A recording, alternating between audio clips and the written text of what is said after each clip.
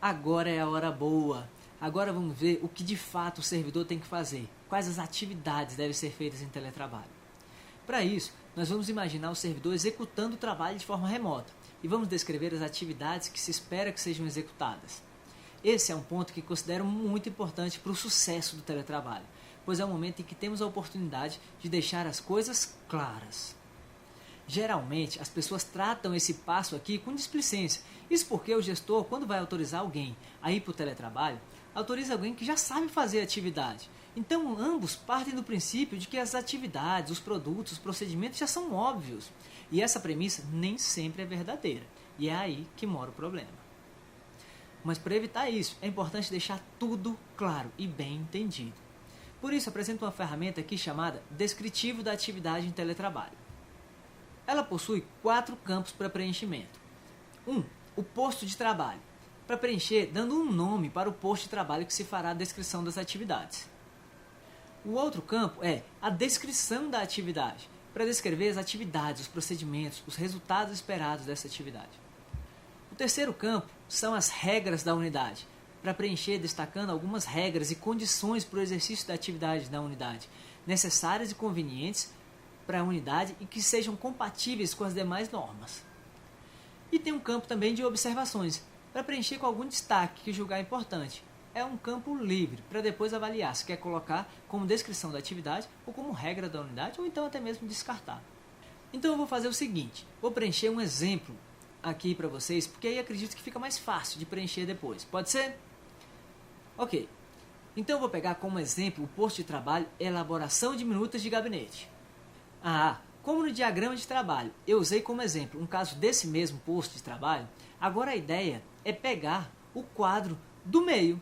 Lembra disso? O terceiro quadro, o quadro que se refere ao processo, e focado nele descrever as atividades que devem ser exercidas pelo teletrabalhador para produzir aquele resultado.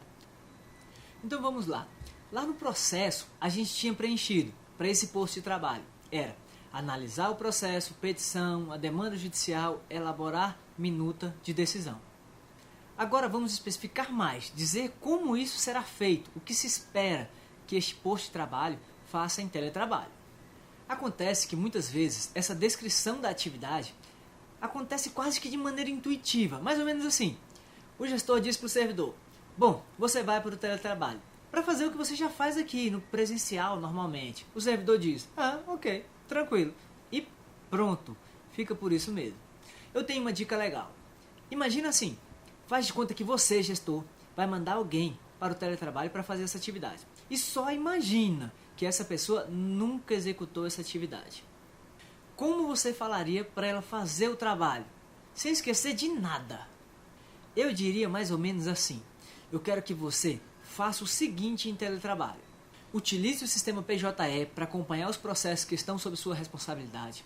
Identifique quando iniciou a elaboração de uma minuta, registrando no sistema. Descreva qual funcionalidade usada para isso. Por exemplo, movendo o processo dessa caixinha para essa caixinha de iniciado ou algo do tipo.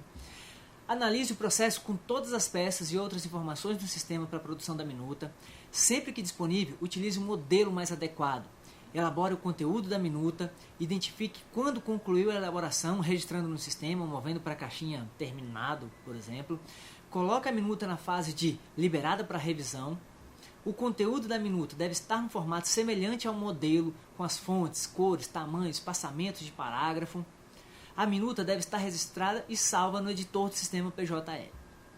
Bem, é isso. Bem simples assim, especificado o suficiente para não ter equívoco, mas ao mesmo tempo, sem entrar no preciosismo de dizer os detalhes de como fazer a tarefa. Tipo, abrir o sistema usando seu login e senha, abrir o primeiro sistema PJE na tarefa X, depois verificar quais os detalhes do processo, fazer o download de todas as peças do processo concatenado. Não, nada disso. Cada um tem sua sistemática de trabalho, mas todos precisam apresentar o mesmo resultado e passar pelas etapas necessárias, certo? Lembrando que o foco aqui é o resultado padronizado, não o modo de operar padronizado, beleza? Fala a verdade, tá achando bobagem fazer essa atividade, não é isso? Então vou te contar o que aconteceu comigo. Uma das atividades da minha unidade é fazer a indexação de processos judiciais. que é basicamente o seguinte: colocar um marcador no arquivo PDF do processo judicial, indicando o início das principais páginas, das principais peças processuais, para facilitar a análise e o julgamento do processo. Então, para aplicar o CIPOC, lembra lá do diagrama de trabalho em 5 passos? Fica mais ou menos assim. O tribunal recebe o processo judicial em PDF único com todas as peças, transmitida pelo órgão de origem, ou então pelo próprio advogado ou peticionado. A minha unidade faz a indexação dessas peças processuais, indicando com um marcador no PDF as peças importantes, encaminha o processo judicial indexado para a próxima unidade, geralmente o gabinete do magistrado ou outra unidade. Conseguiu captar? Alguém demanda um trabalho para que seja realizado, para que gere um resultado para alguém. O advogado ou o órgão de origem demanda um processo judicial para a minha unidade identificar as peças processuais e marcá-las, e a gente produz como resultado um processo judicial indexado para o gabinete ou outra unidade. Beleza? Show! Aí o que aconteceu? Eu não tinha nada disso especificado no processo de trabalho, era tudo muito óbvio. O servidor em teletrabalho tinha que remotamente fazer o download do processo judicial, incluir o marcador no PDF referente às peças do processo, certificar, assinar e depois fazer o upload de volta para o diretório de rede da unidade. E esta atividade eu mensuro por dia, há uma produtividade diária a ser feita. Tranquilo, né? O que poderia dar errado nisso? Que dúvida poderia gerar disso? Mas olha o que aconteceu. Chegou um certo dia, eu vi que a servidora não tinha entregado resultado nenhum, zero. Não tinha nada na pasta dela de devolvido, feito, concluído.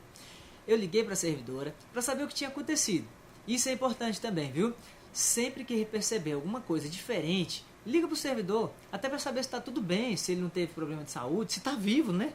Bom, aí beleza, liguei para a servidora, ela atendeu, até aí, nota 10. Perguntei por alto, né, se estava tudo bem, como ela estava, fui sondando, como quem não quer nada. E ela disse que estava tudo normal, tudo certinho, tudo tranquilo. Aí eu perguntei, olha só, eu verifiquei que ontem não teve produtividade nenhuma sua. Consultando sua pasta de devolvidos, feitos, não tem nenhum processo judicial indexado por você. Aconteceu alguma coisa? Ela disse, não, tudo certo. Eu fiz a marcação dos meus processos ontem e à noite eu fiz o upload de todos ao mesmo tempo para a pasta de devolvidos da unidade. Como eu tinha um compromisso, deixei o computador fazendo o upload e saí. Até mesmo porque estava aparecendo lá aquela barrinha de progresso, assim, dizendo assim, faltam 3 horas restantes. Eu vi que não ia ficar na frente do computador esperando. Quando eu cheguei em casa, fiquei sabendo que teve um pico de energia no meu condomínio. Então pode ser que tenha caído, aí não transmitiu os arquivos. Mas eu fiz. Aí eu falei... Eu não falei nada, né? Mas eu pensei, será que fez mesmo? Mas beleza, vou admitir que sim. Aí eu falei, ok, mas eu meço seu trabalho pelos processos entregues na pastinha de devolvidos, feitos, e não tem nenhum. E aí ela falou, mas eu fiz. Eu mandei, só não chegou. Aí eu falei, pois é, não tá aqui.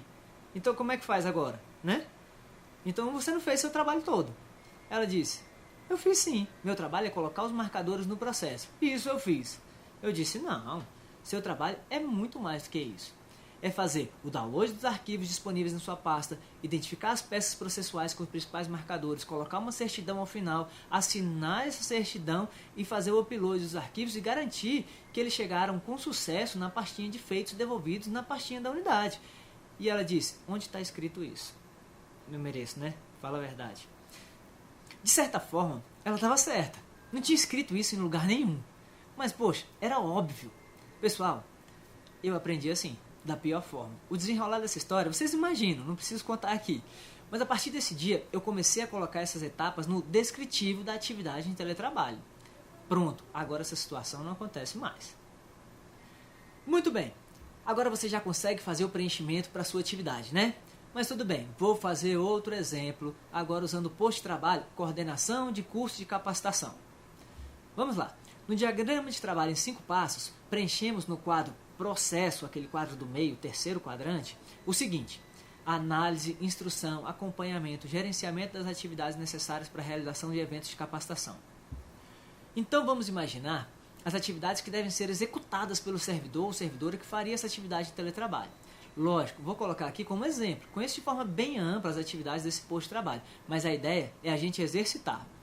Mas imaginando uma conversa com um servidor que não faz essa atividade, né? Só para imaginar e ficar mais fácil da gente conseguir lembrar de todas as tarefas.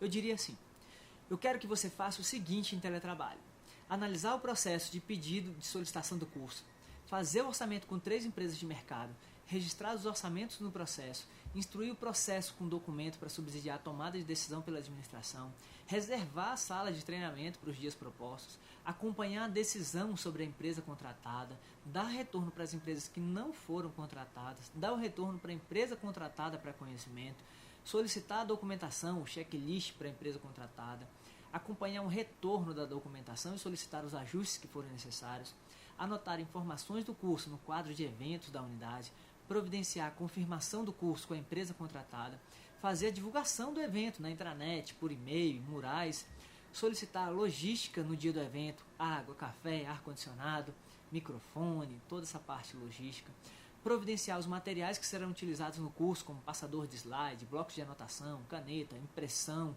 de materiais didáticos, fazer manutenção da lista de inscrição, confirmar a inscrição com os participantes por e-mail, levar lista de inscrição impressa para o dia do evento, encaminhar o formulário de feedback do curso depois do evento, receber os documentos e formulários de conclusão do curso pela empresa contratada, instruir tudo isso no processo administrativo para contratação, para pagamento e acompanhar o processo de pagamento e arquivamento. Ufa, muita coisa, né? Ave Maria. Coloquei só algumas coisas que eu fui lembrando aqui mesmo, de cabeça. Mas a ideia é essa. Foco em especificar o que é necessário que seja feito e nos resultados, e não como seja feito. Então agora é sua vez. Aí vai a dica. Primeiro, escolhe a atividade, o posto de trabalho. Segundo, vê o que é feito no quadro processo do diagrama de trabalho em 5 passos. Pega lá o diagrama de trabalho em 5 passos, vê qual é o quadrante do meio, que é o referente ao processo, o que a pessoa tem que fazer mesmo, ok? E em terceiro, descrever em tópicos o que deve ser feito pelo servidor para apresentar aquele resultado, aqueles produtos. E pronto, simples assim.